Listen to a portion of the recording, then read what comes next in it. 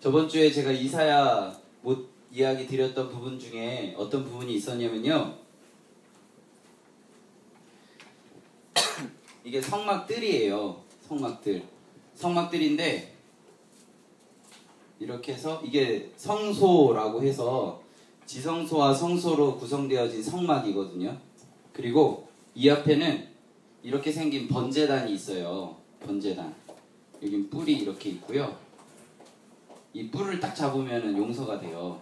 그런데 제가 이야기 드렸던 것 중에 혹시 기억나시는지 모르겠지만 이사야서 1장에 보면 여호와 하나님께서 이스라엘 백성들에게 뭐라고 이야기하시냐면 너희들이 마당만 밟고 간다라는 표현이 있잖아요. 우리 이사야서 다시 한번 볼까요?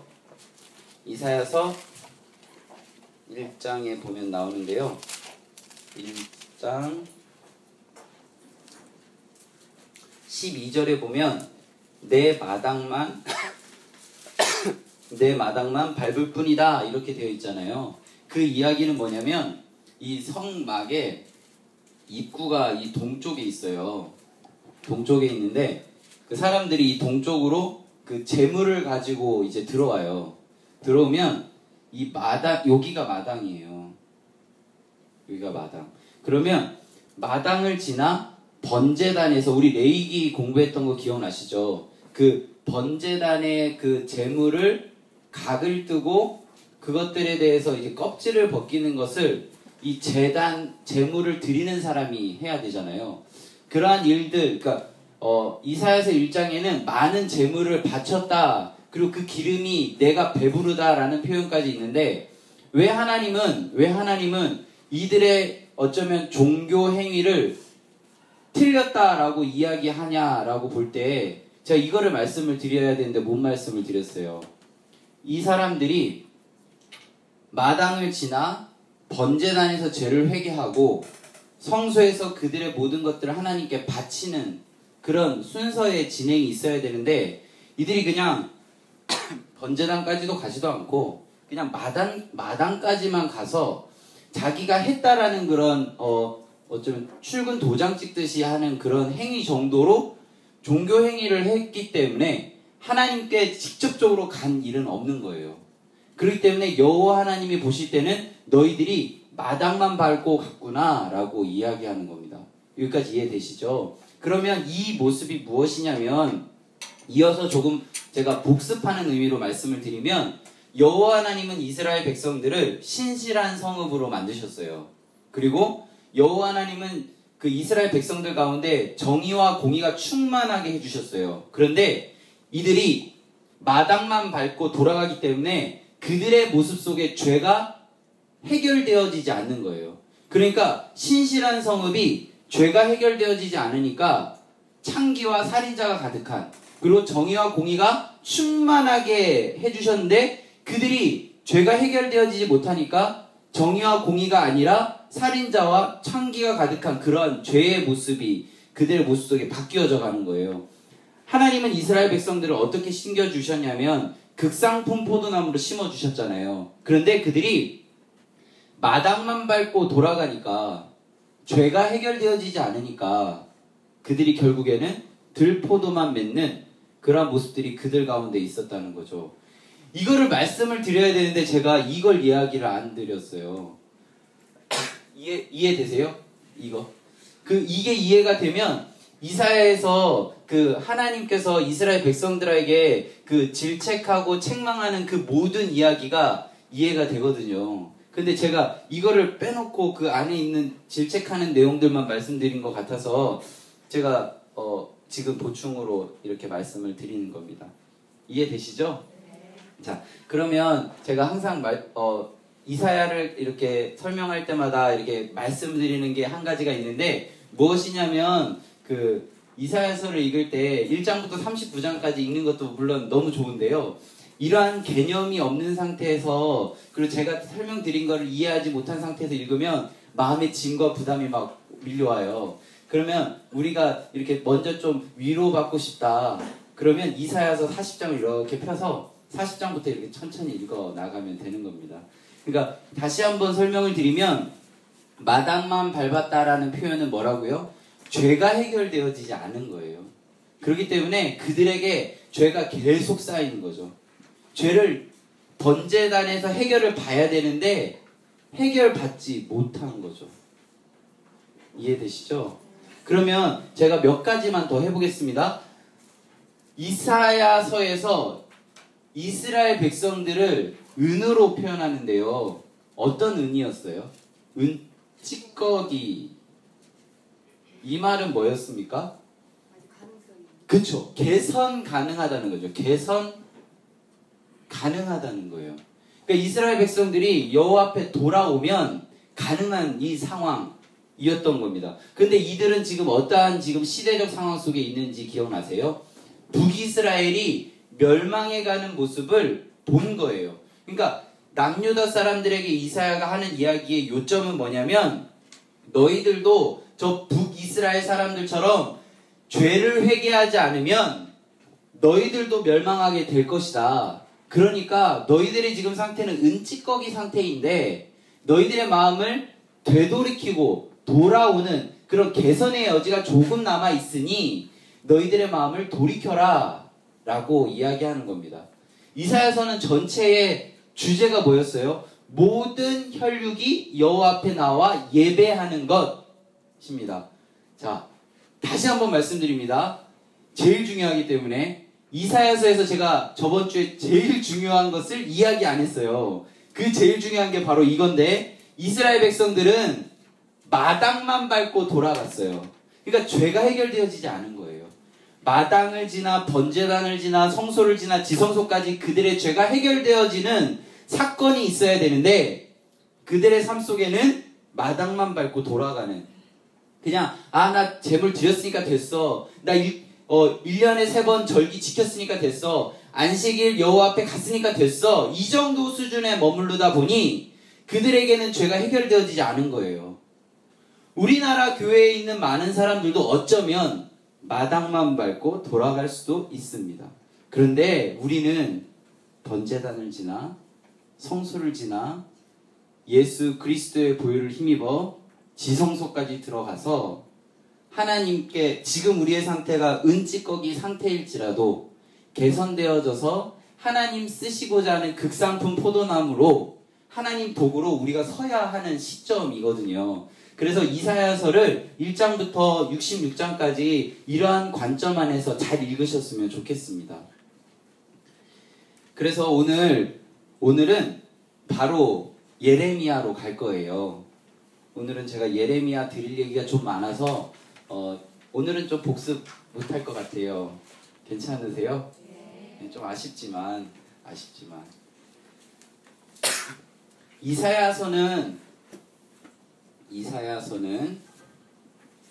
남유다 어느 왕 때였는지 혹시 기억나실지 모르겠는데요. 우시야, 요담, 아스, 히스기야 때의 선지자예요. 히스기야 때에 어떤 일이 있었냐면 북이스라엘이 멸망합니다. 자, 이제 예레미야를 설명을 드릴게요. 예레미야는요, 언제부터 언제까지 예언을 했냐면 요시야부터 시드기야까지 예언을 했습니다. 제가 일부러 이렇게 비스듬하게 썼거든요. 요시야에게는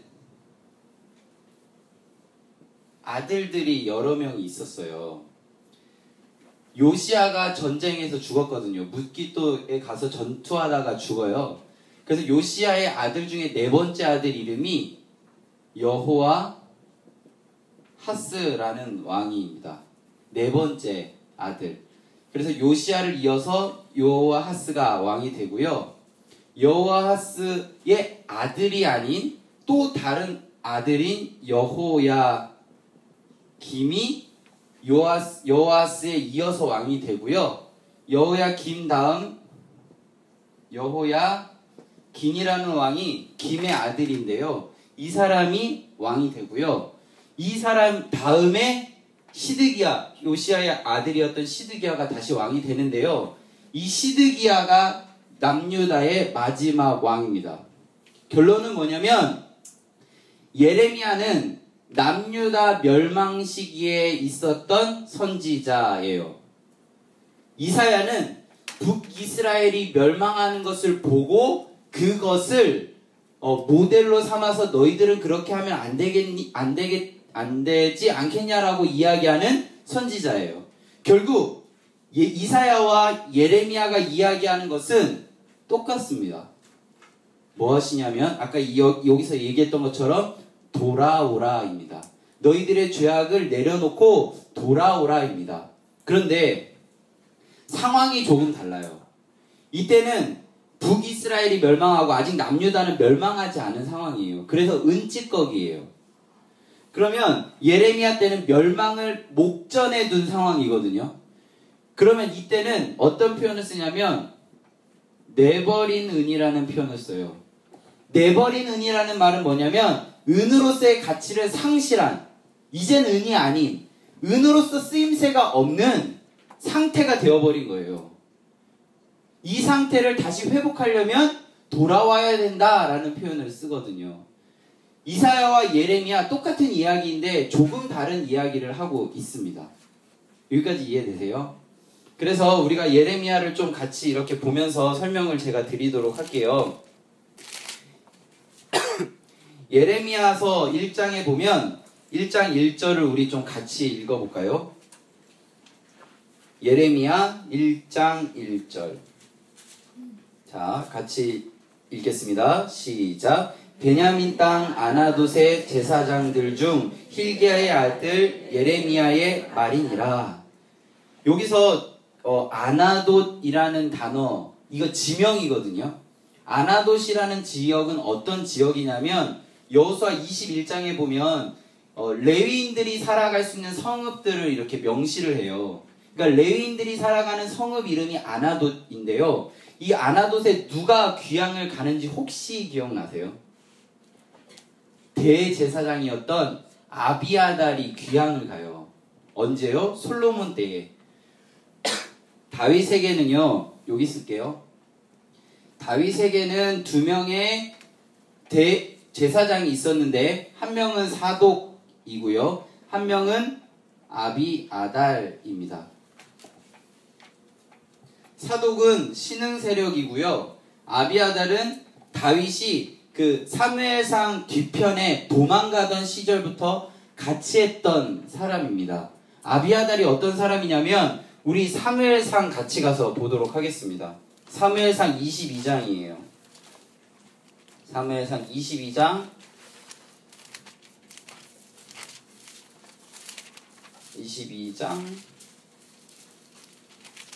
20절. 네, 22장 20절. 여기 보면 20절에 보면 아히두베 아들 아히멜렉의 아들 중 한 명 이름이 아비아달이거든요. 그가 도망하여 다윗에게로 가고, 그러니까 지금 사무엘상 22장부터 아비아달은 다윗과 함께 다니는 거예요. 그러면 22장은 어떤 시간이냐면 다윗이 도망하다가 그 6절부터 쭉 보면 눈으로 빨리 한번 보시면요. 9절에 보면 사람 이름 한 명 나오는데 에돔 사람 도액이라는 사람이 나와요. 이 도액이 어떤 사람이냐면 다윗이 사울에게 쫓겨서 도망갈 때 다윗이 지금 아히멜렉이라는 사람의 집에 숨어 있습니다 라고 고발한 사람이에요. 그러면 아히멜렉의 집에서는 어떤 일이 있었는가? 21장 한번 가볼까요? 21장에 가면 다윗이 지금 도망가고 있어요. 사울에게. 그러다가 도망가다가 너무 배가 고파서 어떠한 집에 가서 먹을 것 좀 달라라고 이야기할 때 그때 그 진설하던 그 하나님께 예배드리던 그 진설병을 다윗에게 준 사람이 아히멜렉이에요. 그래서 이거 준 것 때문에 아히멜렉이 죽어요. 죽고 이 아들이었던 아비아달이 그 자리에 있으면 안 되기 때문에 다윗에게로 숨었던 어떤 느낌인지 아시겠죠? 그러니까 다윗이 정말 힘들 때에 이 아비아달의 아버지가 다윗을 도와줬던 거예요. 그래서 이 아비아달은 다윗에게 너무나도 고맙고 너무나도 소중하고 너무나도 보호해줘야 되는 사람이었던 거죠.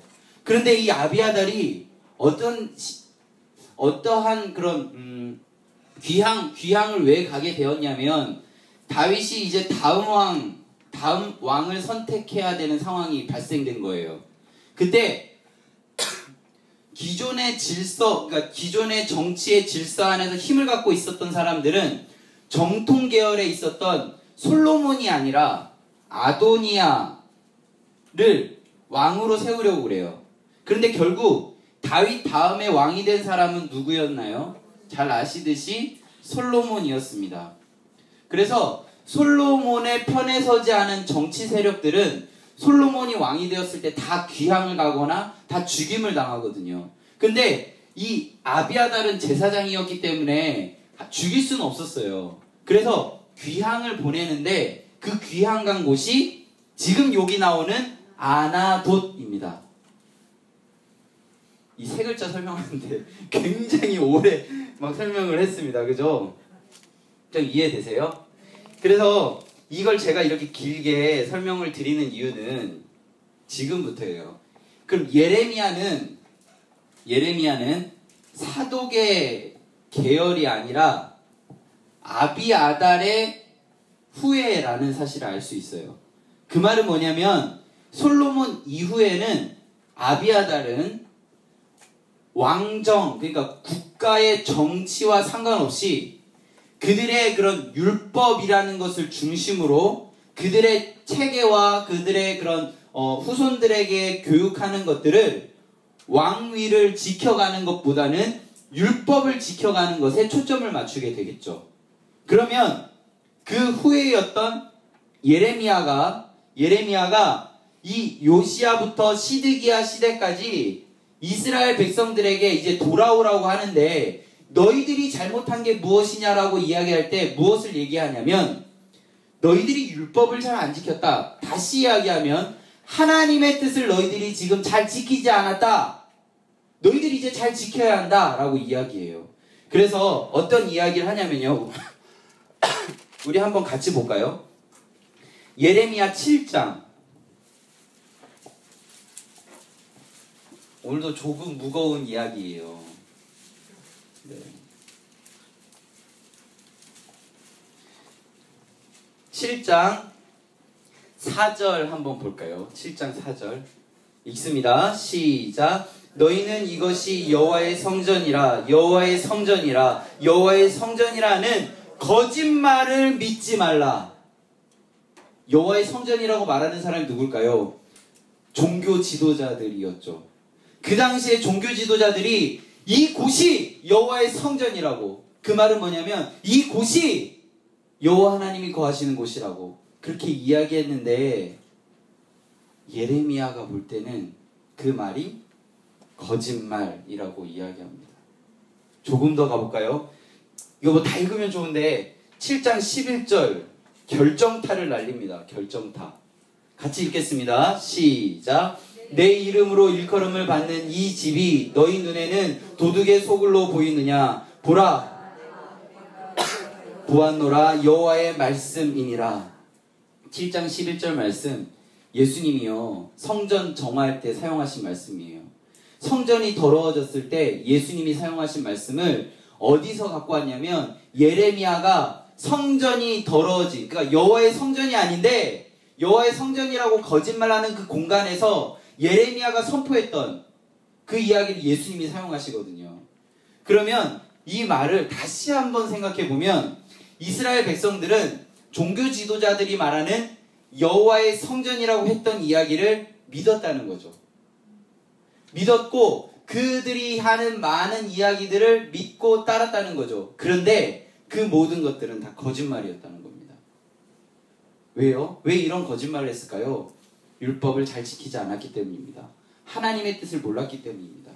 그런데요, 여기서 중요한 포인트가 있는데 요시야라는 사람이 있습니다. 이 요시야라는 왕은 어떤 왕이냐면요, 하나님의 율법책을 발견한 사람이에요.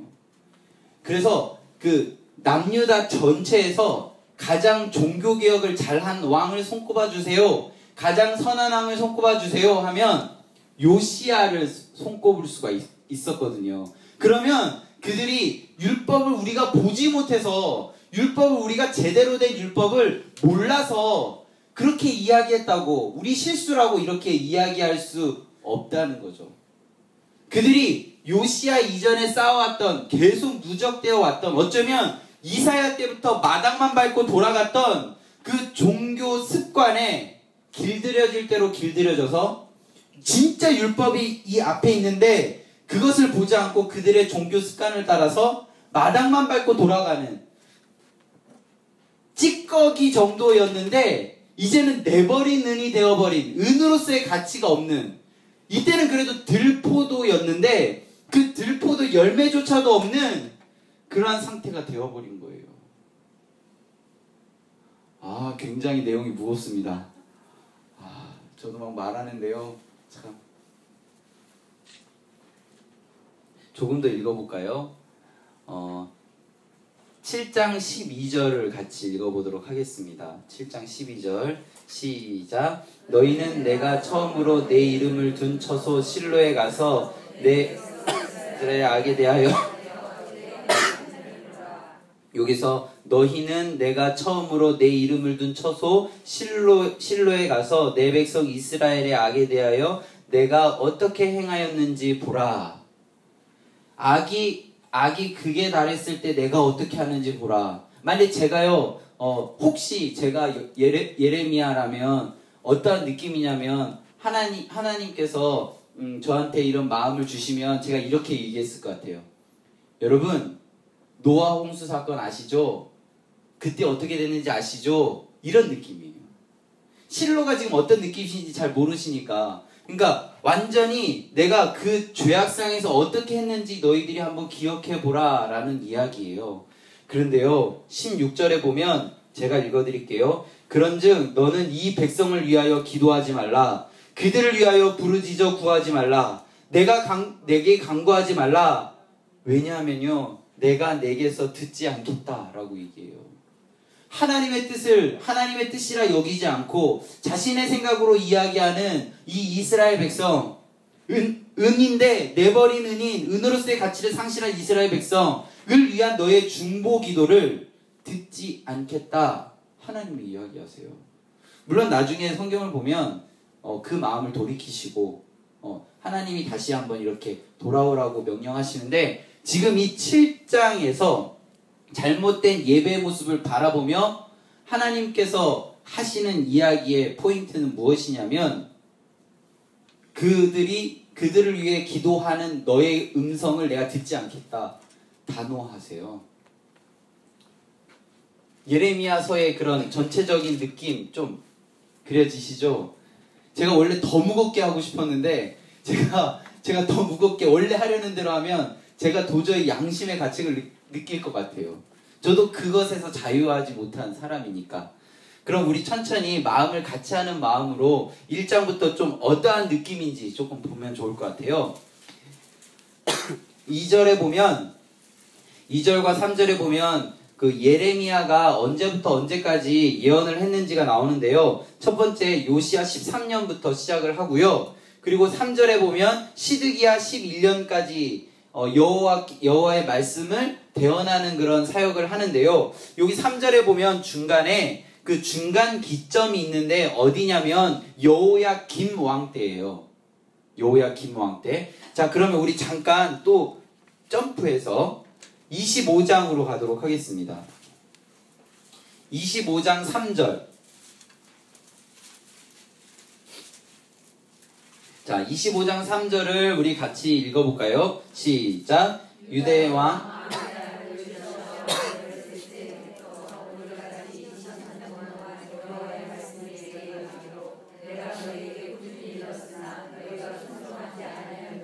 이 23년 되던 해가 언제냐면 25장 1절에 보면 여호야김 4년, 여호야김 왕, 여기 여호야김 왕 4년. 그래서 여호야김 4년이 예레미야 사역 전체의 중간이에요. 중간 결산하는 시점이에요. 그러니까 요시야 13년부터 여호야김 4년까지 내가 몇 년 동안 23년 동안 꾸준히 동일한 이야기를 너희들에게 일렀는데 어떻게 했다고요? 순종하지 않았다. 23년 동안 내가 너희들에게 지금 잘못했다. 돌아와라. 돌아와라. 돌아와라. 너희들 지금 이야기하고 있는 여호와의 성전 아니다. 평강이 있다고 하는데 평강 없다. 너희들 지금 하나님 앞에 풍전등화 같은 상황이다. 라고 끊임없이 이야기하고 있는데 이스라엘 백성들은 어땠다고요? 순종하지 않았다. 라는 것입니다. 그래서 제가 나누어드리는 유인물을 보시면요. 2장부터 25장 14절까지는요. 유다, 지금 이 남유다 사람들, 예레미야가 선포하는 이 남유다 사람들에 대한 심판의 내용들이 나오는 거예요. 2장부터 지금 읽은 25장 14절까지의 내용은 유다가 어떠한 심판을 경험하게 될 것인지, 어떠한 잘못을 했는지 이야기를 적어놨는데 그 기점이 언제라고요? 요시야 13년부터 여호야김 4년까지 23년 동안을 의미합니다. 그리고요, 그것에서 끝나는 것이 아니라 예레미야가 유다에게만 그렇게 선포한 것이 아니라 열방을 향해서도 선포하거든요. 그 선포하는 내용은 그 우측에 보시면 제가 동일한 색깔로 이렇게 해놨는데요. 주황색에 보면 열방심판 도입부라고 해서 25장 15절에서 28절까지라고 되어 있잖아요. 이 내용이 46장에서 51장까지 나온다는 겁니다. 그 말은 뭐냐면 2장부터 25장 28절 해서 점프해서 46장에서 51장까지는 한 꾸러미라는 거예요.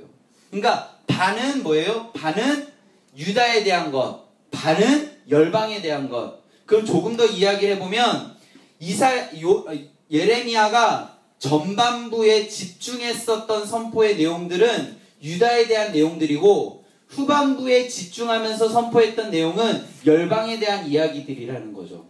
결국에는 온 열방이 주 앞에 나와 돌아와야 된다. 그게 예레미야의 이야기입니다.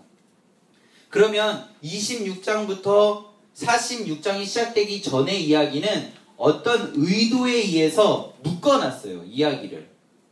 자, 그 묶어놓은 기점이 뭐냐면 30장에서 35장 이스라엘 구원에 대한 이야기를 기점으로 앞뒤로 그 예레미야가 순환받은, 그러니까 힘들게 한 고통 속에 있는 이야기들을 모아놔요. 그래서 예레미야서는 나중에 읽어보시면 아시겠지만 역사 순서대로 기록되어 있지 않아요. 막 예레미야가 막 갑자기 여호야김 하고 있다가 그 다음 장에 보면 시드기야랑 있고 시드기야랑 있다가 갑자기 여호야김 하고 있고 그렇게 되는 이유가 이제 좀 이해되시겠죠? 모아놨어요. 그 목록별로 모아놨어요. 왜 모아놨냐면 이 여호야김 왕이요, 예레미야가 이렇게 그 적어놓은 성경, 지금 우리가 보는 성경 같은 이런 두루마리를요, 그 여호야김 앞에서 읽었대요. 그거를 여호야김이 기분 나빠서, 기분 나쁘잖아요. 이 나라 멸망한다고 막 하니까 기분 나빠서 태워버려요. 그래서 바룩이라는 서기관이 다시 써요. 그러니까 이전의 일들을 뭔가 의도에 의해서 이렇게 다시 쓰는 장면이 나오거든요. 예레미야서에. 그러면 우리가 이제 봐야 되는 부분들은 이제 어느 정도 큰 그림을 다시 그려드리면, 처음 부분은 유다 심판에 대한 이야기, 둘째 부분은 열방 심판에 대한 이야기, 그 사이에 어떠한 이야기 목록을 끼워 넣는데 가운데 중심이 되는 건 이스라엘 구원에 대한 이야기를 중심으로 앞과 뒤에 예레미야가 순환당한 고통받은 이야기들을 모아놓는다 라는 거죠. 그러면 우리가 중요하게 생각해야 되는 시대적인 기점은 언제냐면 여호야김 4년이에요. 그럼 도대체 여호야김 4년이 도대체 어떤 날이길래 제가 계속 여호야김 4년 그리고 심지어는 예레미야가 중간 결산한 날, 그리고 그 기점으로 전반부는 유다 심판에 대한 이야기, 후반부는 열방 심판에 대한 이야기냐면 남유다가 어디에 멸망됐는지 혹시 아세요? 바벨론에 멸망돼요. 바벨론. 그 바벨론 어느 왕이 멸망되냐면 느부갓네살이라는 왕한테 멸망되거든요. 여기 다시 한번 볼게요. 25장 1절 한번 보시겠어요? 여호야김 4년이 곧 느부갓네살 원년 1년이에요.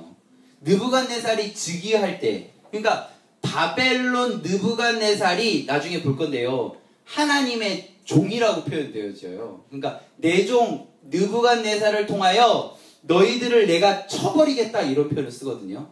그러면 느부갓네살이 즉위함과 동시에 유다 심판에 대한 이렇게 개선? 그러니까 돌아오면 용서해 주겠어 라는 그런 표현이 이제 필요 없는 거예요. 느부갓네살이 딱 즉위하면 이제 여호와 하나님이 이제 안 되겠다. 너 이제 그 바벨론에 70년 포로하고 내가 너희들 다 쓸어버린 다음에 그 땅을 내가 정화해야겠다 이렇게 생각을 바꾼 시점이에요. 그래서 여호야김 4년을 기점으로 전후로 나뉘어지는 거예요. 좀 이해되셨어요? 자, 그러면 우리 예레미야 아까 1장 1, 2, 3절 읽었는데 다시 1장 4절부터 천천히 읽어가도록 하겠습니다. 하나님은 이런 상황 속에서 예레미야를 어떻게 부르셨는지, 예레미야는 하나님이 부르실 때 어떠한 상황이었는지 우리 같이 한번 보도록 하겠습니다. 1장 4절 제가 읽어드릴게요. 여호와의 말씀이 내게 임하니라 이르시되, 5절 같이 읽습니다. 시작.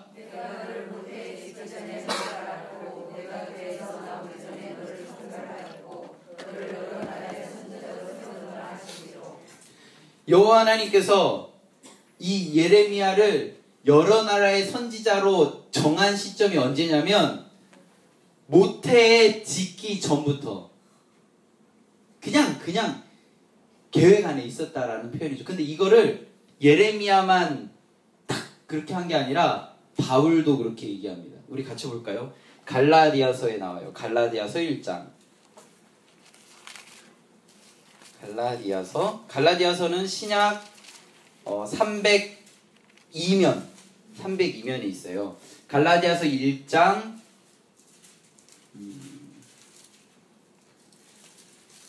15절 보겠습니다. 15절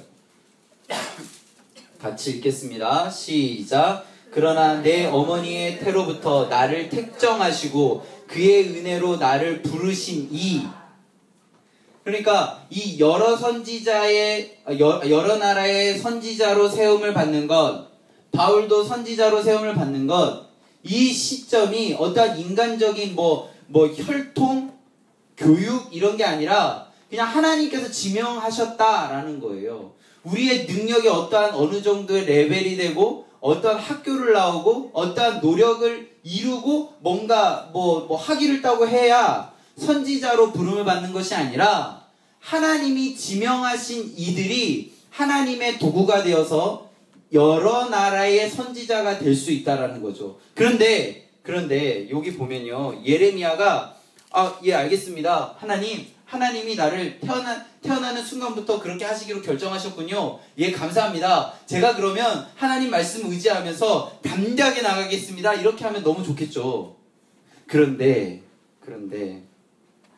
6절 같이 볼까요? 6절. 예레미야는 뭐라고 이야기하냐면 같이 읽습니다. 시작. 내가 이르되 슬프도소이다. 주 여호와여 보소서. 나는 아이라 말을 할 줄 알지 못하나이다. 예레미야가요 이렇게 얘기해요. 제가 저를 직접 객관적으로 보건대요. 저는 그 일을 지금 할 수는 없어요. 제가요 이런 일들을 하려면 말도 잘해야 되고 사람들 앞에 설 수 있는 뭔가 자격이 있어야 되는데 제가 저를 보니까 안 돼요. 근데 이 이야기는 누구가 이렇게 또 했는지 아세요? 모세가 했어요. 모세가 그 방년 80세가 되던 해 그 왕자로서 살다가 광야에서 40년을 훈련과 연단과 자기의 그런 자아 정체성이 다 무너졌을 때 하나님이 모세에게 나타나서 내가 너를 통해서 이스라엘 백성들을 출애굽하겠다라고 했을 때 모세가 똑같이 얘기해요. 물론 저는 아이가 아니라 이런 얘기는 안 했겠죠. 저의 입이 둔하여 말을 못합니다 라고 얘기하거든요. 그러니까 하나님이 그 사람이 말을 잘해서 뭔가 자격이 돼서 뭔가 그 능력이 돼서 부르는 게 절대 아니라는 사실을 제가 조금 과정에서 5분 동안 구절을 찾아드릴 수 있어요. 찾아드릴까요? 네. 아니, 네, 다음에 찾아드리도록 하겠습니다. 아니요라고 해주셔야죠. 자, 그래서 하여간 모세와 예레미야의 모습을 통해서 하나님이 쓰시는 도구는 어떠한 인간의 그런 능력과 인간의 어떠한 혈통이나 그런 것을 가지고 하는 것이 아니라, 여기 보면요, 7절에 보면 여호와께서 내게 이르시되 너는 아이라 말하지 말고 내가 너를 누구에게 보내든지 너는 가며 내가 내게 무엇을 명령하든지 너는 말할지니라. 8절 같이 볼게요. 시작.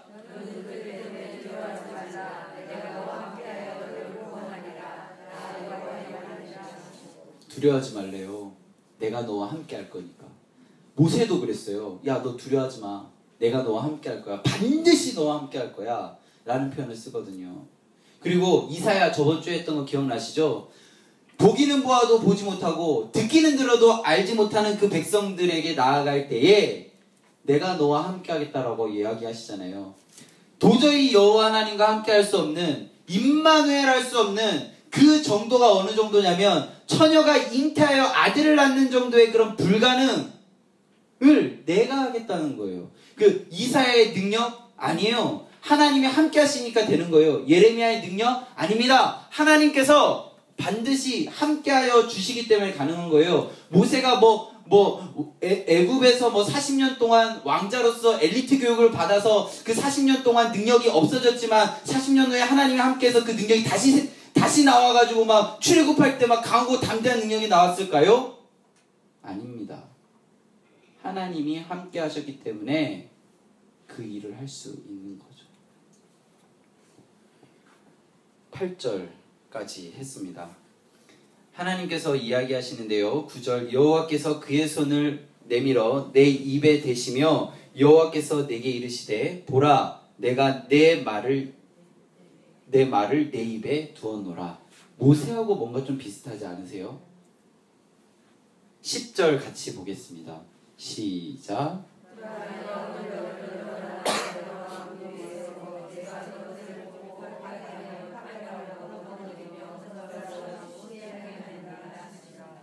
하나님께서는 예레미야를 통해서 이스라엘 나라를 다시 세우시기를 원하시는 거예요. 그래서 예레미야 전체에는요, 이런 건축물을 세우는 것과 같은 표현을 굉장히 많이 쓰는데요. 몇 개 구절을 좀 찾아볼게요. 예레미야 18장입니다. 예레미야 18장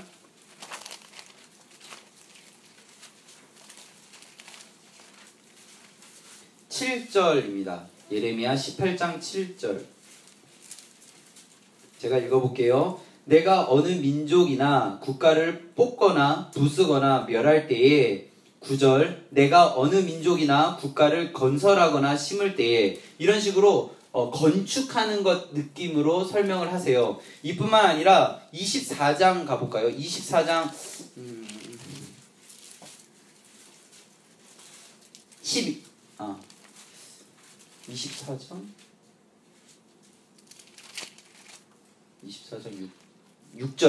24장 6절 보시면요. 중간 부분에 보시면 세우고 헐지 아니하며 심고 뽑지 아니하겠고.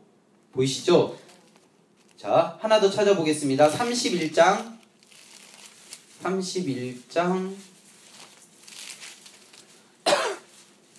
28절. 제가 읽을게요. 뿌리 뽑으며 무너뜨리며 전복하며 멸망시키며 세우며 심으리라. 자, 마지막입니다.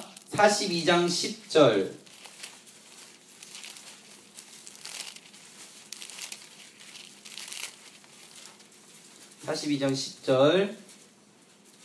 제가 읽어드릴게요. 중간 부분부터 보면 세우고 헐지 아니하며 심고 뽑지 아니하리라.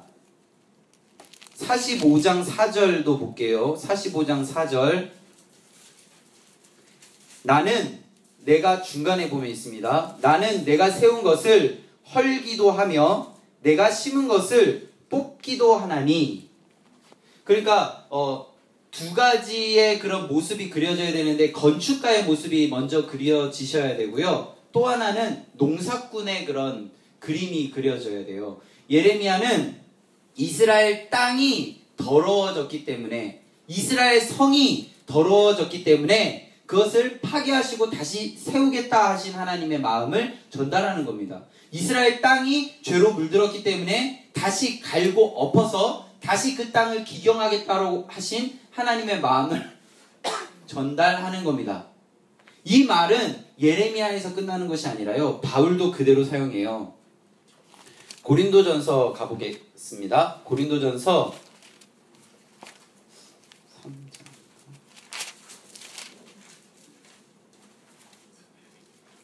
네, 고린도전서 3장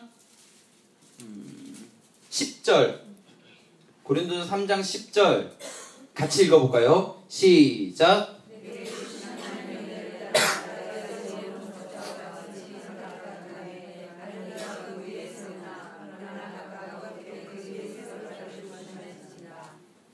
이 마음은 예레미야에서 끝나는 것이 아니라 바울도 그것을 갖고 와서 그것을 사용한다는 거예요.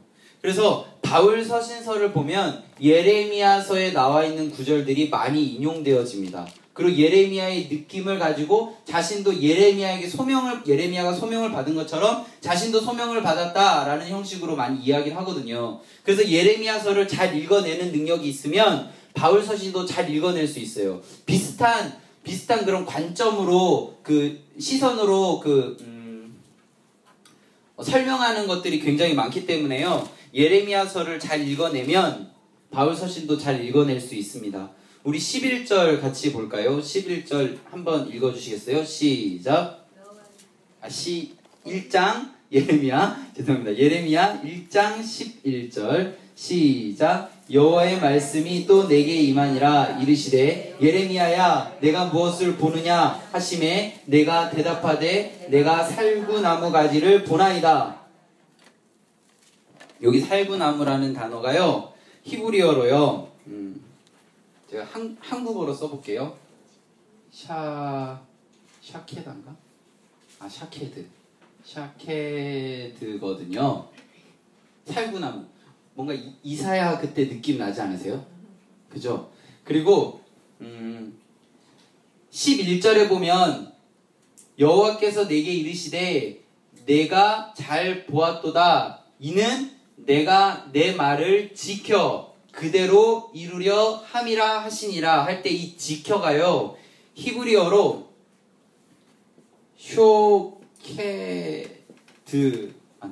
쇼케드거든요. 그래서 히브리어는요, 모음이 없어요. 모음이 없어서 다시 한번 써보면 이 살구나무라는 단어는 시옷, 키읔, 디귿. 그리고 지켜라는 단어도 시옷, 디귿. 똑같죠? 그래서 이런 언어 유희를 써요. 이사야서도 그랬고 예레미야서도 그랬고 그 당시 문학의 특징이래요. 그래서 살구나무가 뭐가 보이니? 살구나무 가지가 보입니다. 그래, 맞다. 내가 내 말을 지켜 그대로 행하겠다. 이 이야기가 우리 한국말로 보면 뭐 동문서답을 하고 있지? 라고 느껴지잖아요. 근데 그게 아니라 똑같은 말을 결국 한 거예요. 예레미야도 똑같은 말, 이사야도 하나님도 똑같은 말을 하신 거죠. 결론적으로는. 이해되세요? 이 살구나무 가지랑 살구나무라는 이 단어랑 지켜라는 단어가 결국 똑같은 단어예요. 그래서 막 이렇게 후대에 공부 열심히 하신 분들이 막 여기 원래 이런 건데 그 히브리어는 자음밖에 없거든요. 여기다 막 모음을 점을 막 찍어가지고 막 이렇게 샤케드니 쇼케드니 이렇게 나눈 건데, 원래 히브리어 원래 제일 먼저 그래 보면 자음밖에 없을 때는요 11절과 12절이 똑같아요. 그런 의미입니다. 그냥 이거는 좀 그러니까 성경을 재밌게 보라고 말씀을 드린 거고, 왜 동문서답하지? 라고 할 때에 이런 의미다 정도만 아시면 되고요. 우리가 주목해서 봐야 되는 환상은 13절부터 나옵니다. 13절 같이 읽어볼까요? 시작.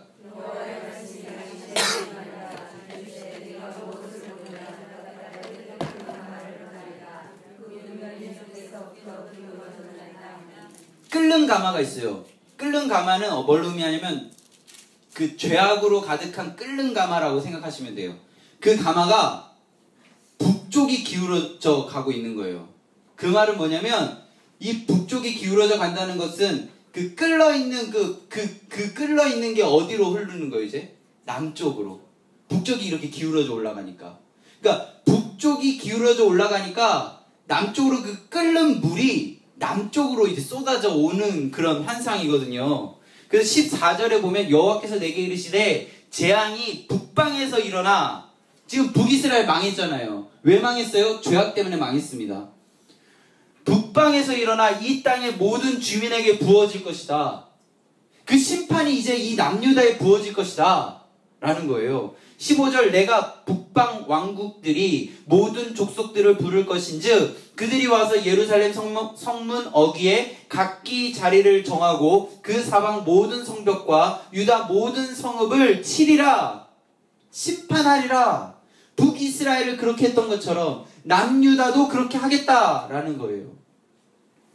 16절 무리가 나를 버리고 다른 신들에게 분향하며 자기 손으로 만든 것들에 절하였은즉 내가 나의 심판을 그들에게 선고하여 그들의 모든 죄악을 징계하리라. 하나님께서 화난 이유는 무엇입니까? 우상 숭배했기 때문입니다. 그리고요, 이사야 표현으로 하면 마당만 밟고 갔기 때문입니다. 그 마당이 여호와의 성전이 아닌데 여호와의 성전이라고 이야기하는 그런 거짓말 때문입니다. 평강이 없는데 평강이 있다라고 이야기하는 거짓 선지자들의 이야기에 청종하는 이스라엘 백성들 때문입니다. 북이스라엘이 멸망했던 것처럼 남유다도 멸망하게 될 것이다 라는 것이 끓는 가마가 북쪽이 이렇게 기울어져 가는 환상을 통해서 예레미야가 보게 된 것입니다. 50분 동안 한 장 했어요. 와. 예레미야 몇 장까지 있는지 아시죠? 네. 2장까지 보고 우리 잠깐 쉬겠습니다.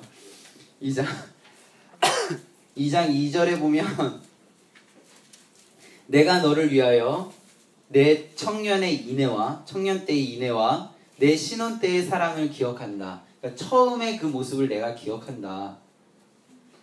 3절 이스라엘은요, 지금 이 심판의 내용을 듣고 있는 이스라엘은요, 여호와 3절에 보면 여호와를 위한 성물이에요. 곧 그의 소산 중 어떤 열매? 첫 열매예요. 너무나도 소중한 열매예요. 그런데 그를 삼키는 자면 모두 벌을 받아 재앙이 그들에게 닥칠 거라고 여호와 하나님이 이야기하셨어요. 혹시 기억나세요? 창세기 12장 3절 너를 축복하는 자에게 내가 복을 내리고 너를 저주하는 자에게 내가 저주하리니 땅의 모든 족속이 너로 말미암아 복을 얻을 것이라. 창세기 12장 2절 3절의 이야기가 이 이스라엘 전체에 흘러나온 거잖아요. 개인에게로 흘러나오던 이 언약이 민족 전체에게로 흘러나온 거잖아요. 그게 지금까지 이루어지고 있었는데 이스라엘 백성들은 하나님을 바라보는 것이 아니라 좌로나 우로나 치우치면 안 되는데 하나님을 바라보는 것이 아니라 지금 우상 숭배하고 있었어요. 그래서 6절에 보면요, 후반부에 보면 이렇게 이야기하고 있습니다. 여호와께서 어디 계시냐 하고 말하지 아니하였도다. 7절 중간에 보면 내 땅을 더럽히고 8절에 보면 제사장들은 여호와께서 어디 계시냐 말하지 아니하였다. 결론은 뭡니까? 여호와를 찾지 않았다는 거예요. 여호와를 찾지 않고 이사야 시대에는 마당만 밟고 어쩌면요 예레미야 시대에는요 마당이 아니라 그 동쪽 문 앞에만 갖다 돌아갈 것 같아요. 성경엔 기록되어 있지 않지만 다시 그림을 그리면 이사야 시대는 여기가 문이면요 여기 마당까지는 그래도 갔어요. 그래서 찌꺼기라는 이야기를 들었어요. 개선의 여지가 너희들이 조금만 더 걸어가면 번제단 갈 수 있고 조금만 더 걸어가면 성소 갈 수 있는데 너희들의 마음을 조금 돌이켜라. 근데 예레미야 시대 때는요, 이 은찌꺼기가 아니라 내버린 은이라는 표현을 쓰거든요. 그러면 성경에는 기록되어 있지 않지만 예레미야 시대에는요, 요 동쪽 문, 그냥 문 앞에 가서 나 예배 드렸어. 그러니까 아까 7장에서 그곳은 여호와의 성전이 아니라고 이야기하는 거죠. 자, 그러면 우리 예레미야 지금 2장 8절까지 이야기했는데요. 지금 어떠한 상황인지 다시 한번 생각을 복습한다는 느낌으로 2장 11절을 우리 같이 한번 읽어볼까요? 2장 11절 시작.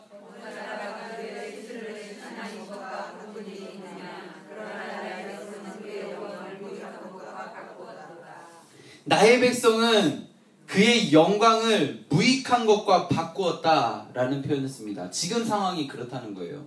2장 13절 보겠습니다. 시작.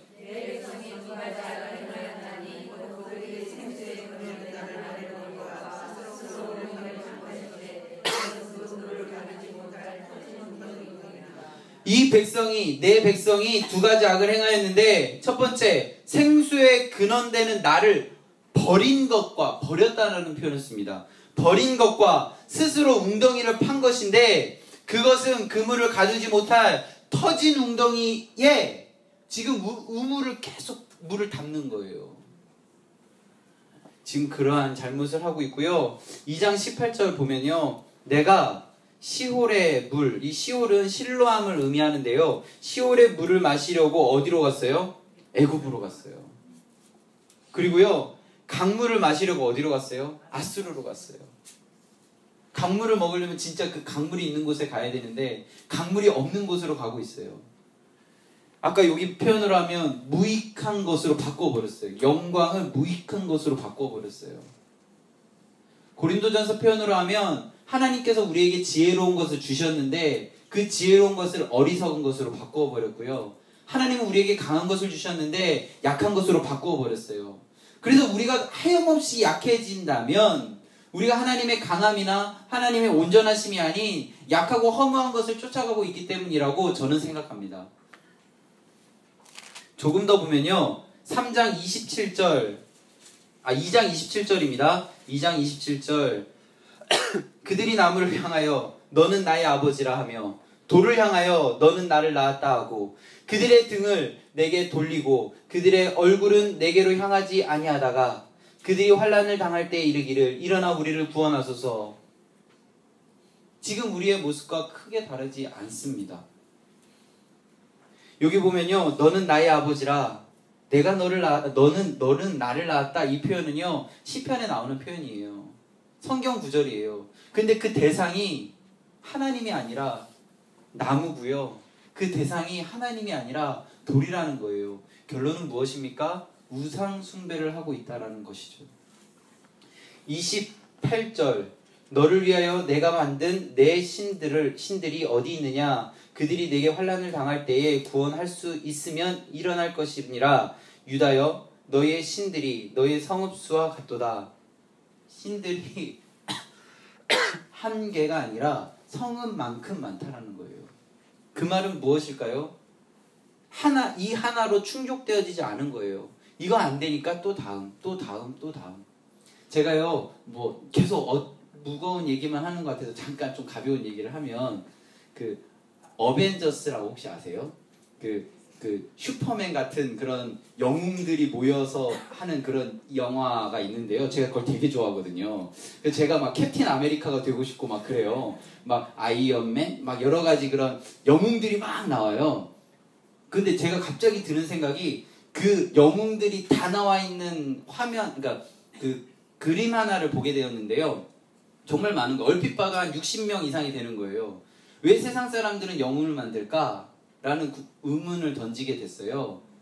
왜냐하면요, 그 하나의 영웅으로 만족할 수 없는 것, 아이언맨으로 만족되어지지 않는 것, 캡틴 아메리카로 만족되어지지 않는 것, 그 이야기는 무엇이냐면 이 예레미야 시대의 이 수없이 많은 성읍수만큼 지어갔던 그 신들의 모습이 예레미야라는 사람이 살던 이 남유다가 멸망하던 시대에만 있었던 이야기는 아니라는 거죠.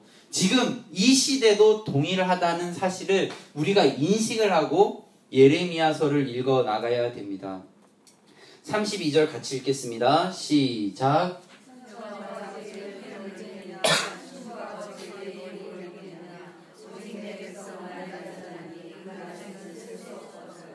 폐물을 처녀가 폐물을 어떻게 잊어버리겠느냐? 잊어버릴 수 없다. 신부가 예복을 입겠느냐? 잊어버릴 수 없다. 그런데 너희들은 왜 나를 잊어버리니? 너희들은 왜 나를 버려버리니? 이런 표현입니다. 36절 내가 어찌하여 내 길을 바꾸어 부지런히 돌아다니느냐? 내가 아수르로 말미암아 수치를 당한 같이 또한 애굽으로 말미암아 수치를 당할 것이라. 37절 내가 두 손으로 내 머리를 싸고 거기서도 나가리니 이는 내가 의지하는 자들을 나 여호와가 버렸으므로 내가 그들로 말미암아 형통하지 못할 것이다. 나를 버렸으니 나도 너희를 버리겠다. 너희들은 원래 형통할 수 있는데 나를 버렸으니 내가 너희를 버림으로 너희는 이제 형통할 수 없다. 왜요? 하나님이 함께하고 계시지 않기 때문에. 3장 12절 보면요, 이스라엘 백성들을 향해 하나님께서 어떤 표현을 쓰시냐면 배역한 이스라엘아 라는 표현을 씁니다. 그리고요 하나님의 마음을 드러내십니다. 돌아오라. 나의 노한 얼굴을 너희에게 향하지 아니하리라. 나는 긍휼 불쌍히 여길 줄 아니 노를 한없이 품지 않겠다. 돌아오라. 너희들이 나를 버렸지만 돌아와라. 내가 너희들을 향해 지금 이 노한 얼굴을 향하지 않겠다. 돌아와라. 14절 배역한 자식들아 돌아와라. 나는 너의 남편이다. 22절 배역한 자식들아 돌아와라. 내가 너희의 배역함을 고치겠다. 계속 돌아오라고 하십니다. 하나님. 4장 3절 보겠습니다. 4장 3절 같이 읽겠습니다. 시작.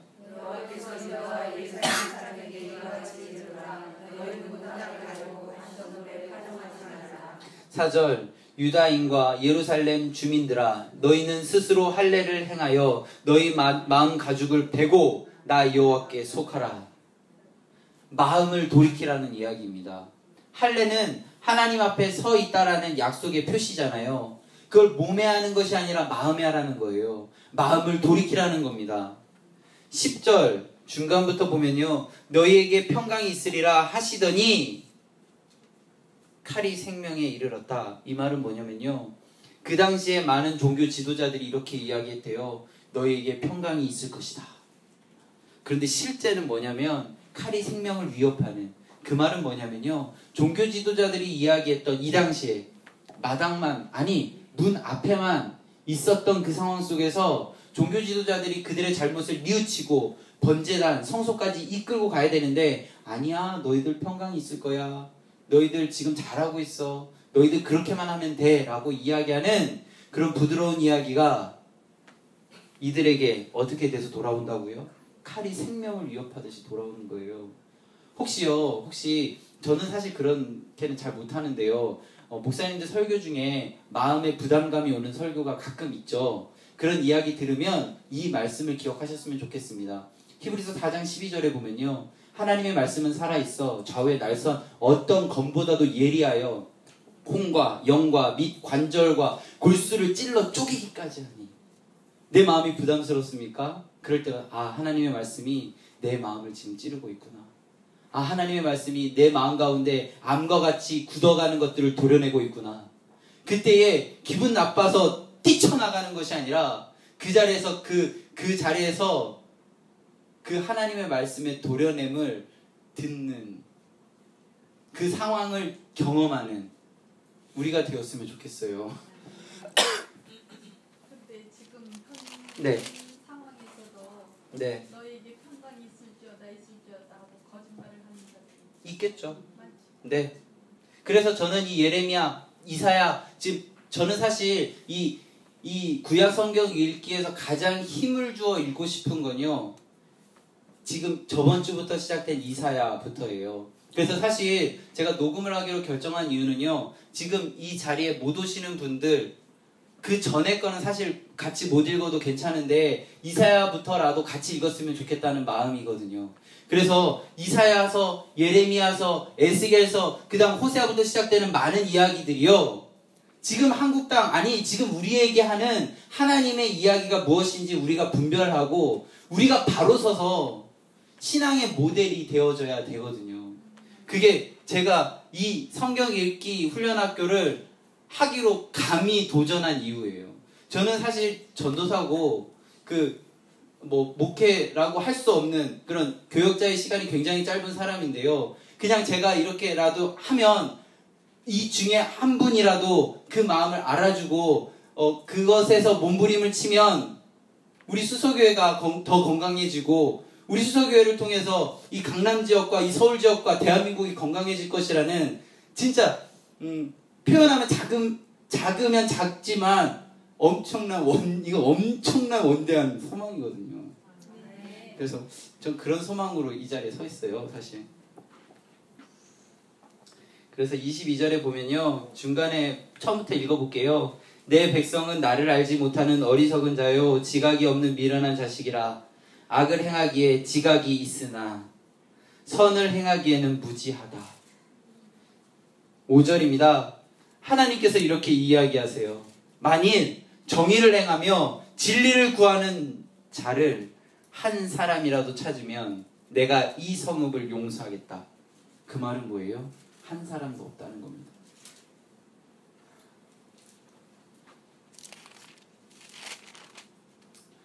(31절) 가겠습니다. 5장 31절. 선지자들은 거짓을 예언하며 제사장들은 자기 권력으로 다스리며 내 백성은 그것을 좋게 여기니 마지막에는 너희가 어찌 하려느냐. 선지자, 제사장 잘못 이야기할 수 있죠. 사람이니까. 물론 그렇게 해서는 안 돼요. 안 되죠. 평강이 있다라고 하면 안 되죠. 마당에서 그런 얘기를 하면 안 되죠. 성전이 아닌데 성전이라고 하면 안 되죠. 그런데 여기 보면요, 그들뿐만 아니라 백성들도 그걸 좋게 여겼다라는 것 우리가 기억해야 됩니다. 그렇다고 막 목회자들, 교역자들한테 막 들이받으라는 얘기가 아니라, 우리가 성경에서 무엇이라고 이야기하는지 우리가 분별된 자세로 그런 목회자들을 바라보라는 것이 아니라 사회를 바라봐야 돼요. 이 사회가 어떻게 가야 되는지 우리가 말씀을 근거해서 좌로 치우치고 우로 치우치는 것이 아니라 하나님께서 걸어가라고 하신 십자가의 길을 걸어가야 되는 거죠. 고린도전서 1장 15절, 18절에 보면 십자가의 도가 멸망하는 자들에게는 미련한 길이래요. 그런데 구원을 받는 우리에게는 하나님의 능력이라고 기록되어 있거든요. 우리가 이 5장 31절과 같은 이 상황 속에 놓이지 말라는 것 없습니다. 어쩌면 우리가 이 상황 속에 놓여 있을 수 있습니다.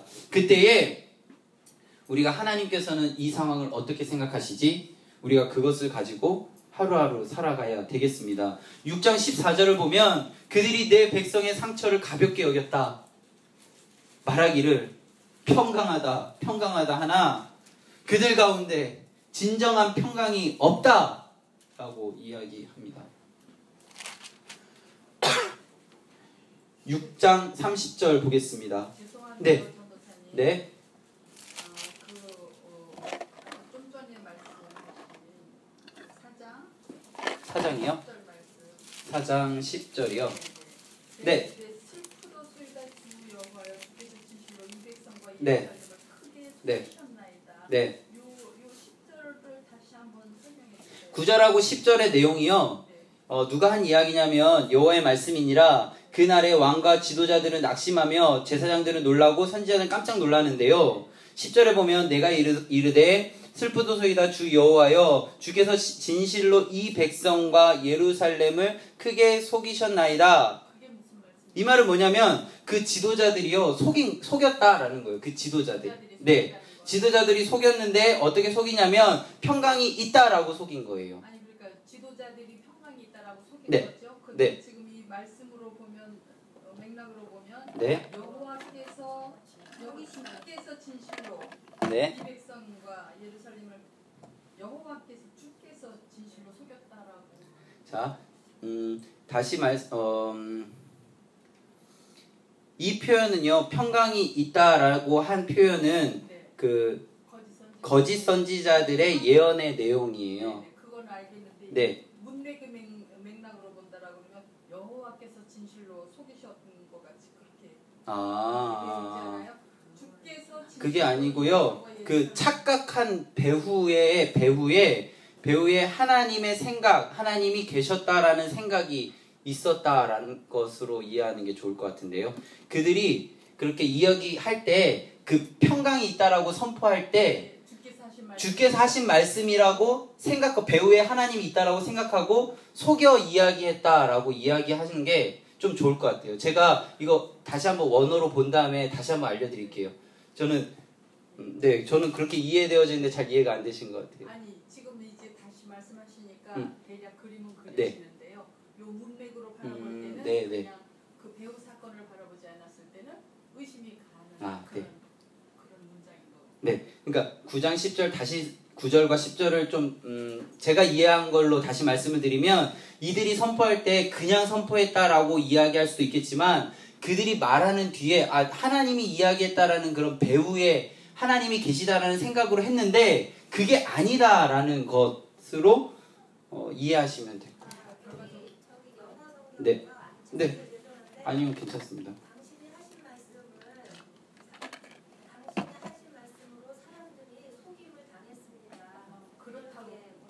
그렇게 문맥이 통하면 이해가 되는데 네. 지금 요 단어상으로 네. 주께서 거짓말 속인 것처럼. 네. 그럼 이렇게 진행할게요. 네, 다시 돌아오면 6장 30절로 가면 지금까지 했던 이 많은 이야기들 속에 있는 이스라엘 사람들을 한 단어로 설명하면 내버리는 이라 부르게 될 것은 여호와께서 그들을 버렸다. 자, 기억나세요? 사람이 여호와를 버렸어요. 그러니까 여호와께서도 그들을 버리셨다라는 표현을 씁니다. 7장은 우리 같이 봤고요. 7장 이야기 넘어가고 우리가 자랑해야 할 것들에 대한 이야기를 잠깐 해보도록 하겠습니다. 9장 23절과 24절입니다. 9장 23절 여호와께서 이와 같이 말씀하시되 지혜로운 자는 그의 지혜를 자랑하지 말라. 용사는 그의 용맹을 자랑하지 말라. 부자는 그의 부함을 자랑하지 말라. 24절 자랑하는 자는 이것으로 자랑할지니 곧 명철하여 나를 아는 것과 나 여호와는 사랑과 정의와 공의를 땅에 행하는 자인 줄을 깨닫는 것이다. 나는 이 일을 기뻐하노라. 여호와의 말이다. 그럼 역으로 생각하면 이들은 지금 이것을 자랑하고 있지 않다는 것입니다. 그들은 무엇을 자랑하고 있냐면 자신의 지혜를 자랑하고 있고요. 자신의 용맹을 자랑하고 있고요. 자신의 부함을 자랑하고 있는 것입니다. 결국에는 자기 자신을 자랑하고 있는 거예요. 근데 여호와 하나님은 무엇을 자랑하기 원하십니까? 하나님을 자랑하기 원하시는 거예요. 고린도전서 1장에 보면요. 주 안에서 자랑하라는 표현이 있어요. 그러니까 결론은 우리가 자랑해야 할 것은 우리의 인성, 우리의 가치가 아니라 하나님을 자랑해야 하는 것. 하나님이 나를 통해 영광을 받기 원하시는 것에 우리들의 모습을 보여드려야 되는데 그렇게 하려면 어떻게 해야 하냐면 26절에 보면요. 맨 뒤에 보면 마음의 할례를 받아야 하는 것입니다.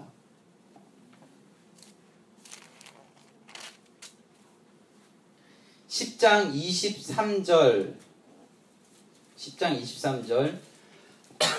이 상황 속에서 예레미야가 이렇게 기도하고 있어요. 여호와여 내가 알거니와 사람의 길이 자신에게 있지 아니하니 걸음을 지도함이 걷는 자에게 있지 아니하니이다.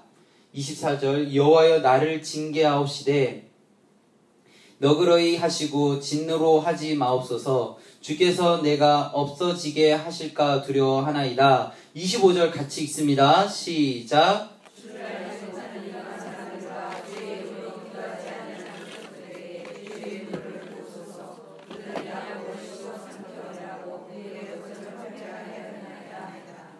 예레미야의 마음은요, 지금 유다에 대한 심판에 대해서 지금 계속 이야기하고 있지만 그의 마음은 하나님께서 이 마음을 돌이키셨으면 좋겠다라는 마음이 있어요.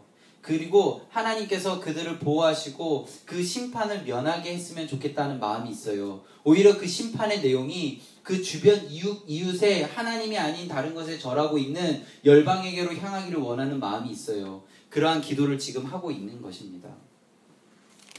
11장 넘어가면요,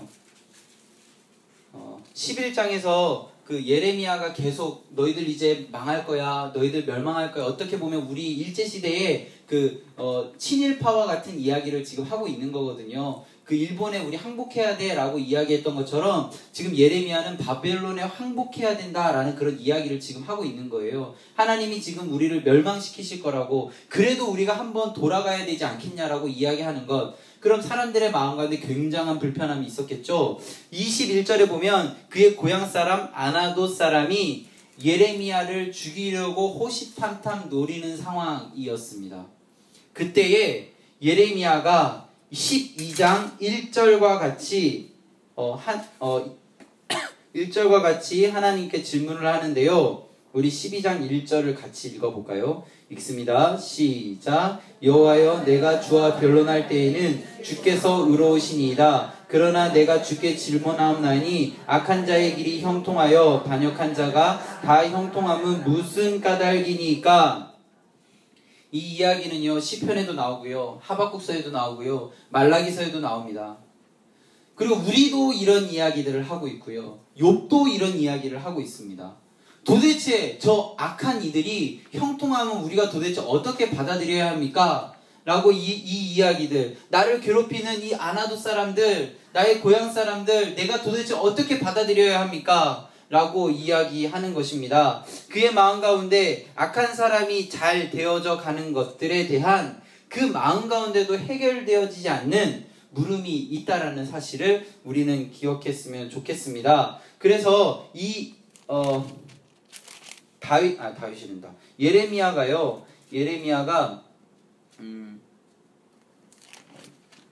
거기 태어나지 않았으면 좋겠다고 있는데, 여기 있다.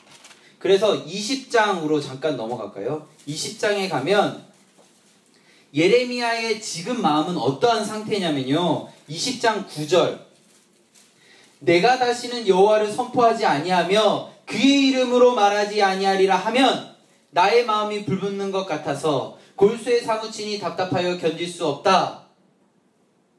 7절부터 다시 한번 읽어볼게요. 여호와여, 주께서 나를 권유하심으로 내가 그 권유를 받아 싸우며 주께서 나보다 강하사 이기셨으므로 내가 조롱거리가 되니 사람마다 종일토록 나를 조롱합니다. 8절, 내가 말할 때마다 외치며 파멸과 멸망을 선포함으로 여호와의 말씀으로 말미암아 내가 종일토록 치욕과 모욕거리가 됩니다. 내가 다시는, 이런 상황 속에서 내가 다시는 여호와의 말씀을 선포하지 않겠다라고 내가 생각하고 그 자리에 있으면, 그렇게 이야기하고 생각하면 나의 마음이 불붙는 것 같아서 골수에 사무치니 답답하여 견딜 수 없는 이 상황, 도저히 감당할 수 없는 이 상황, 14절에서요 이렇게 이야기를 해요. 내 생일을 저주받았다면, 나의 어머니가 나를 낳는 날에 복이 없었다면, 차라리 내가 태어나지 않았다면 이러한 어려움과 이러한 갈등과 이러한 고통들이 나에게 없었을 텐데, 예레미야가요 이렇게 이야기하는 건, 하나님이 모태부터 너를 지명하여 불렀고 내가 너와 함께하고 내가 너가 말할 걸 다 가르쳐주겠다고 이야기한 이 상황 속에서도요, 예레미야는 인간적인 그런 갈등이 있었다는 사실, 혹시 하나님의 일을 하는데 하나님의 마음을 세상 사람들에게 전하는 데에 조금 거리낌이 있으십니까? 당연한 거예요. 그 마음이 드는 거 어쩌면 당연한 거예요. 뭔가 다가가는 게 조금 주저되어지십니까? 당연한 거예요. 예레미야도 그랬어. 그러니까 난 왜 이거밖에 안 되지? 라고 저도 생각하거든요. 저보다 더 기도 많이 하시니까 덜 하시겠지만 그런 생각 들 때마다 힘내셨으면 좋겠어요. 그래서 우리 조금 더 성경을 보면요.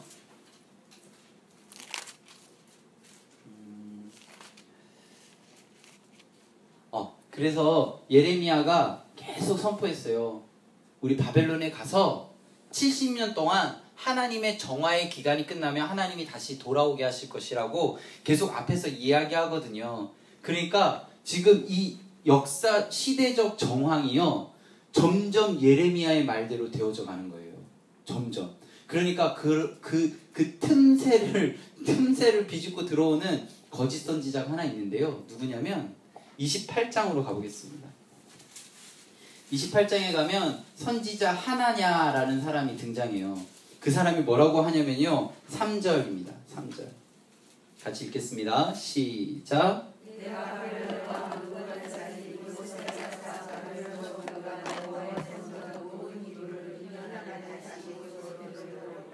예레미야가 한 말 맞는데 70년이 아니라 2년이야, 이렇게 이야기하는 겁니다. 이런 거짓 선지자들이 또 멸망할 즈음에 그렇게 되었다는 겁니다.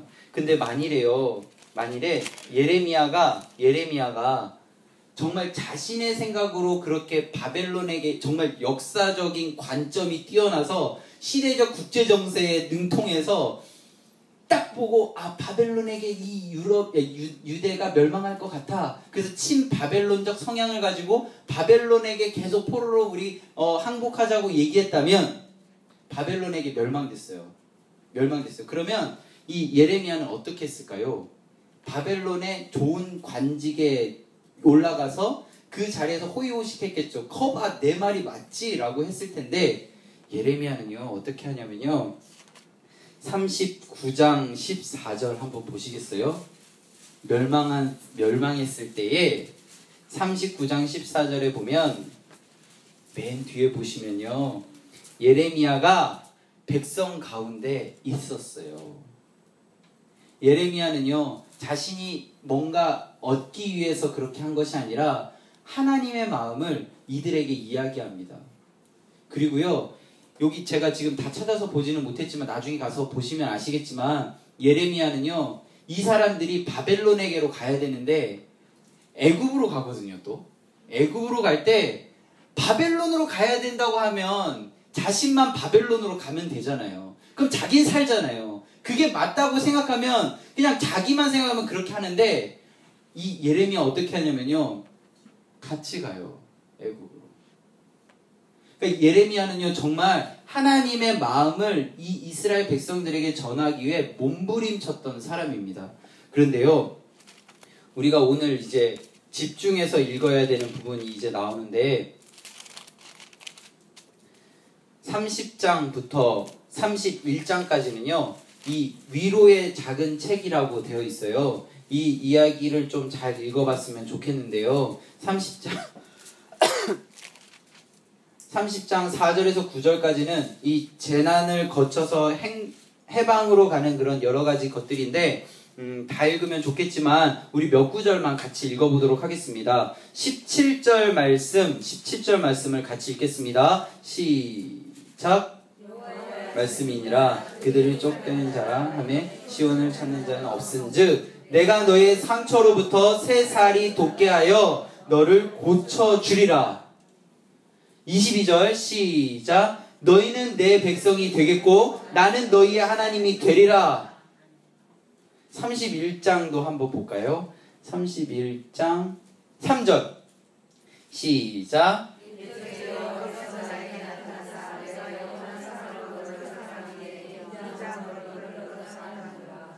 어떤 사랑으로요? 영원한 사랑으로. 이거 보면 또 우리 같이 봐야 되는 구절이 있는데 로마서 8장으로 가겠습니다. 그 영원한 사랑이 어느 정도의 사랑이냐면 8장 다 보면 좋겠지만 38절 39절만 읽겠습니다. 38절 39절 같이 읽겠습니다. 사망이나 생명이나 천사들이나 권세자들이나 현재일이나 장래일이나 능력이나 높음이나 기쁨이나 다른 어떤 피조물이라도 우리를 우리 주 그리스도 예수 안에 있는 하나님의 사랑에서 끊을 수 없느니라.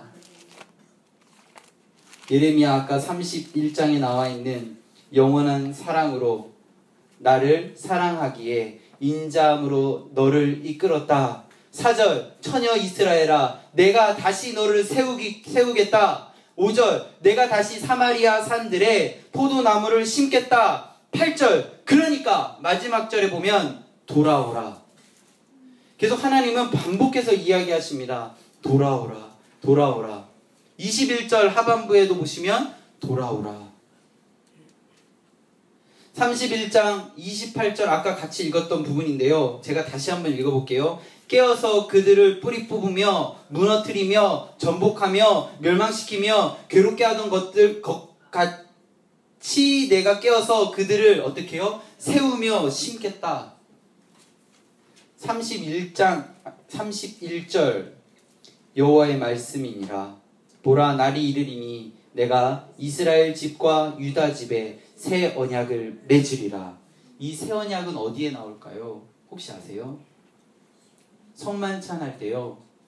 예수님이 누가복음에서요. 피를 주시면서 포도주를 주시면서 이것은 내 피다 하시면서 이 피가 너와 내 사이의 새 언약이다 라고 이야기하시거든요. 우리 한번 볼까요? 누가복음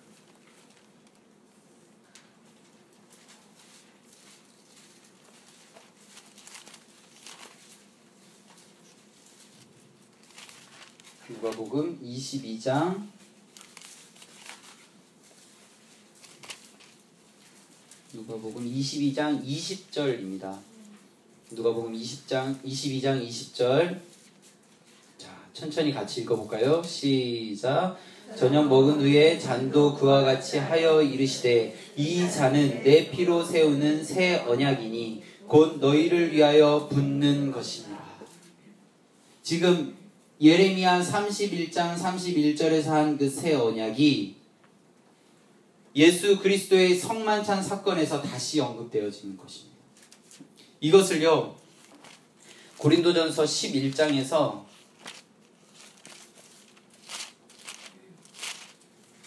11장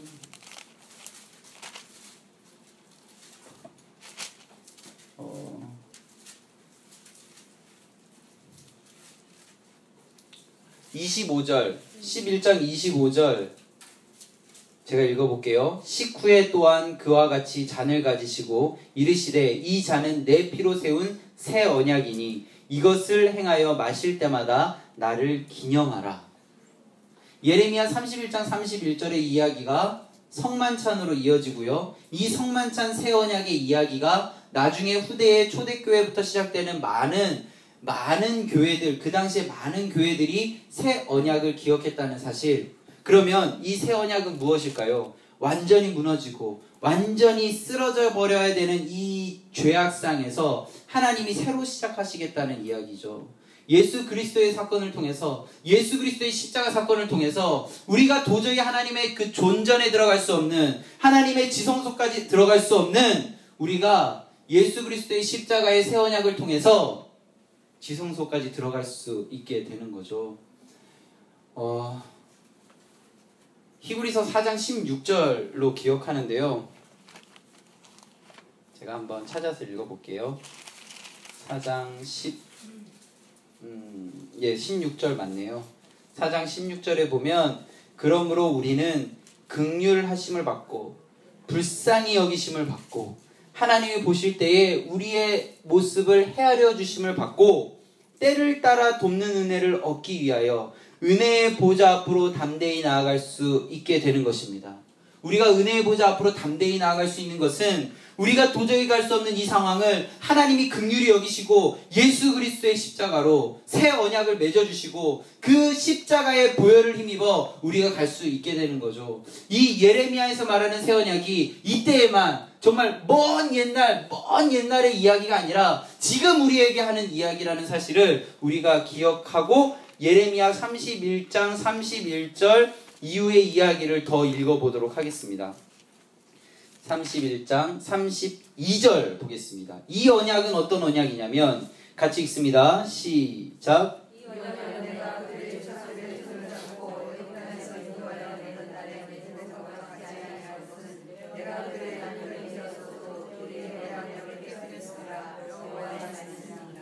33절 그러나 그날 후에 내가 이스라엘의 집과 맺은 언약은 이러하니 곧 내가 나의 법을 그들의 속에 두며 그들의 마음에 기록하여 나는 그들의 하나님이 되고 그들은 내 백성이 될 것이라 여호와의 말씀이니라. 새 언약은 어디에 있다고요? 마음에 있다라는 것입니다. 이사야서에 제가 같이 읽지는 못했지만 하나님께서 우리와 함께 하시겠다고 언약을 어디에 새기셨냐면 손바닥에 새기셨는데 그 새기신 게 그냥 대충 쓴 것이 아니라 철심으로 그것을 새기셨다라고 성경은 기록하고 있습니다. 자, 이 34절까지 읽도록 하겠습니다. 34절 시작.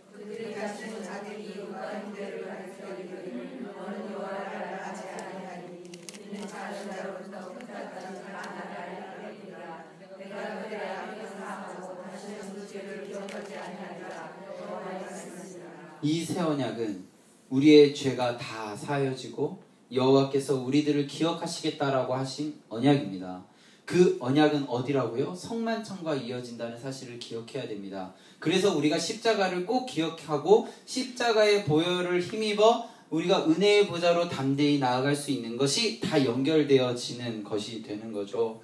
그러면 이제 언약의 흐름 안에서 뿐만 아니라 인간적인 걸 가지고 다시 한번 이야기해 보겠습니다. 예레미야가 만일에 그의 마음 가운데 확신이 없었다면 70년 후에 다시 돌아올 수 있다라는 확신이 없었다면 32장에서 자신의 삼촌의 밭을 사거든요.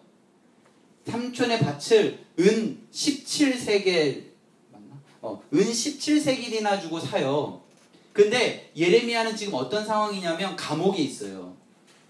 자, 감옥에 있습니다. 그리고 예레미야는 계속 이야기하는 것이 우리가 70년 동안 바벨론의 포로로 잡혀 있을 것이라고 얘기하고 있는 것입니다.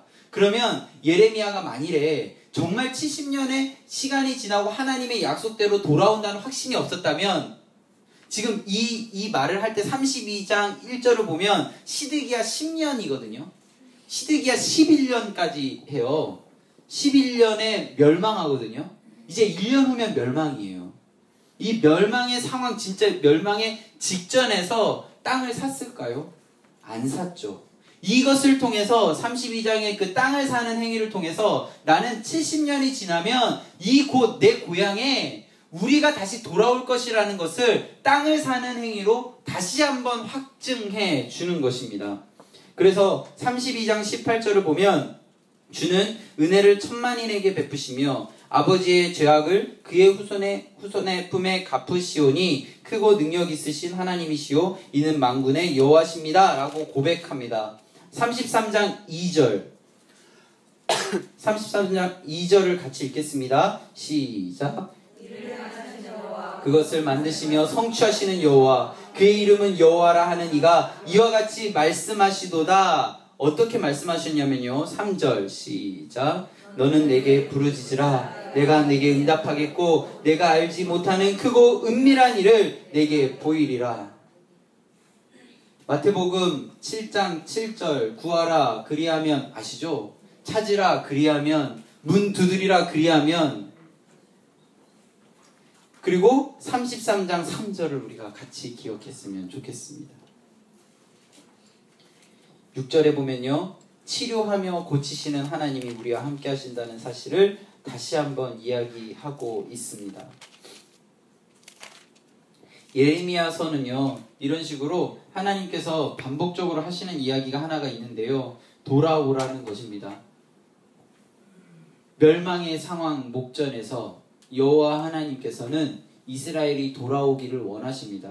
지금 화가 끝까지 가득 찬 하나님께서 실로와 같이 쓸어버리기로 결정하셨는데 아까 어떻게 했다고요? 너희들이 돌아오기만 하면 내가 환한 얼굴을 너희들에게 향하지 않겠다라고까지 이야기하셨는데 이스라엘 백성들 끝까지 그 마음을 돌이키지 않습니다.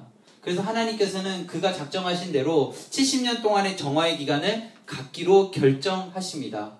그래서 이스라엘 백성들은요, 그 상황 속에서 예레미야를 통해서 새 언약을 맺으시는데요. 새 언약의 내용은 완벽하게 마음에 새기는, 도저히 그것을 다시 지워버릴 수 없는, 깨트려버릴 수 없는 그러한 새 언약이라는 사실을 우리가 기억하고, 그 언약은 우리에게까지 이어진다는 것, 성만찬을 통해서 우리에게까지 이어진다는 것, 우리가 그래서 예수 그리스도의 십자가의 보혈을 힘입어 지성소까지 들어갈 수 있는 그런 언약이라는 사실을 우리가 같이 보았습니다. 예레미야서 쉽지 않은 책이죠. 그리고 제가 읽어드린 부분보다 안 읽은 부분이 더 많아요. 그런데 제가 알려드린 것들 잘 기억하시고 읽어가시면 예레미야서 크게 어렵지 않게 읽어가는 자신의 모습을 발견했으면 좋겠네요.